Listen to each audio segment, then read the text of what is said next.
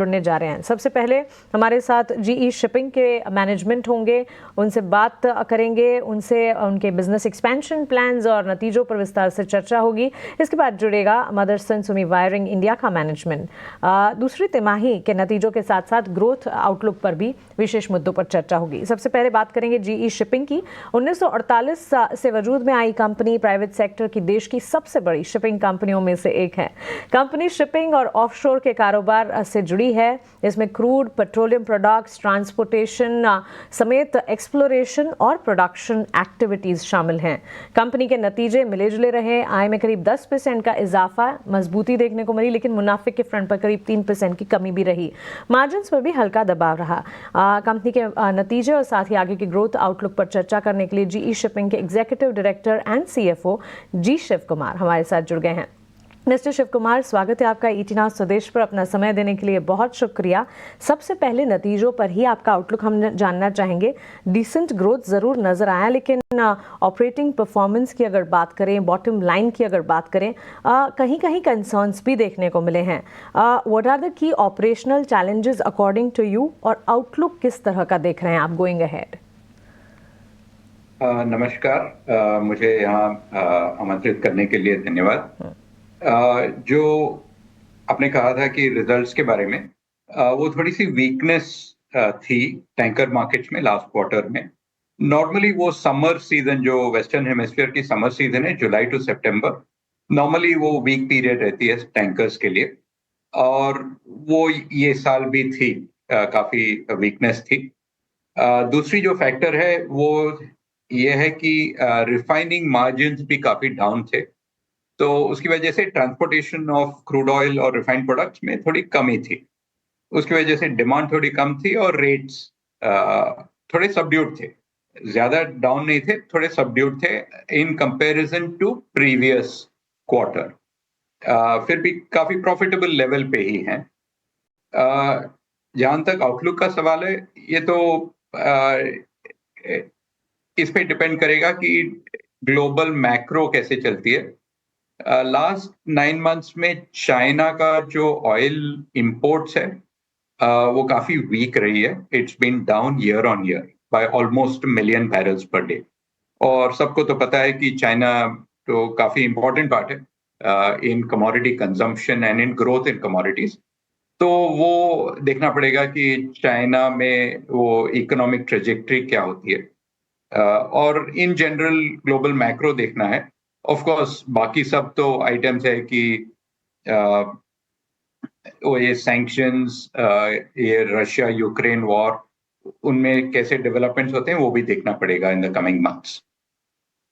जहां तक हमारा सवाल है,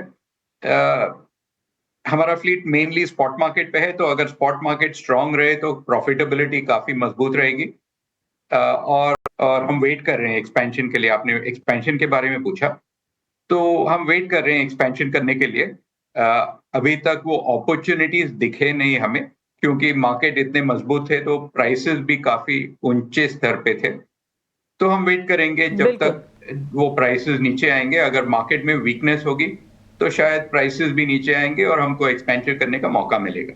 तो उसके लिए वेट कर रहे हैं। बिल्कुल शिव कुमार जी, सिचुएशनल है इस वक्त जो कंसर्न्स नजर आ रहे हैं। वी एब्सोल्युटली अंडरस्टैंड दैट, और साथ ही उम्मीद ये भी करते हैं कि एक्सपेंशन अपॉर्चुनिटी जो कि आप तलाश रहे हैं जल्द से जल्द आपको मिल जाएं। लेकिन तीसरी तिमाही और चौथी तिमाही, फोर्थ क्वार्टर और साथ ही थर्ड क्वार्टर के लिए मार्जिन्स ट्रैजेक्टरी आप कैसी देख रहे हैं, और क्या आप एक्सपेक्ट करते हैं recovery from the current levels here on?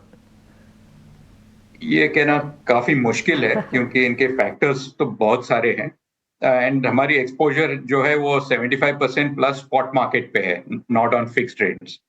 और on a day to day basis इसकी वेरिएशन बहुत होती है, और मंडे से फ्राइडे तक इसके रेट $15,000 से $50,000 भी हो सकते हैं, और वाइस वर्सा। इसीलिए हम प्रोजेक्शन नहीं देते हैं, क्योंकि हमें पता नहीं क्या होगा मार्केट में। Usually the winter is a strong period for the tanker markets. तो ये उम्मीद रखते हैं कि मार्केट रिकवर होगी। Also we are seeing refining margins recover in the last about 10 days। तो वो भी एक पॉजिटिव फैक्टर है टैंकर डिमांड के लिए। So hopefully we should see an improvement in rates from here on. That for you Shiv Kumar ji. काफ़ी सारे global events भी रहे जिसको बाजार डाइजेस्ट कर रहा था, and one such was US presidential election. Shipping industry की अगर बात करें, पर्टिकुलरली इन ग्लोबल इवेंट्स का किस तरह का असर पड़ता है, एंड पर्टिकुलरली फ्रेट रेट्स में क्या कोई इम्पैक्ट होता भी है, एंड हमारे व्यूअर्स इंटरेस्ट के लिए, और साथ ही अगर आप समझा पाएँ कि ओवरऑल आपकी इंडस्ट्री पर इस तरह के ग्लोबल इवेंट्स का क्या इम्पैक्ट है। हाँ, 2-3 पॉलिसी के बारे में तो बात किया है उन्होंने, जो प्रेसिडेंट इलेक्ट हैं। एक तो टैरिफ्स के बारे में बात करते हैं, वो एक है। दूसरी तो ऑयल एंड गैस एक्सप्लोरेशन के बारे में बात करते हैं। उनका तो ये प्रिंसिपल है कि यूएस का प्रोडक्शन बहुत बढ़ाना चाहिए ऑयल एंड गैस का। अगर वो होगा तो टैंकर मार्केट के लिए काफी अच्छा है, क्योंकि वो एक्सपोर्ट होगा, यूएस से एक्सपोर्ट बढ़ेंगे, और एक्सपोर्ट बढ़ेंगे तो टैंकर्स की डिमांड बढ़ेगी। एंड नॉर्मली वो एक्सपोर्ट करेंगे तो main demand source is in Asia, तो काफी दूर चलनी पड़ेगी वो कार्गो को, और इसीलिए काफी डिमांड बढ़ेगी अगर ऑयल प्रोडक्शन काफी बढ़ गया तो। So that is one impact.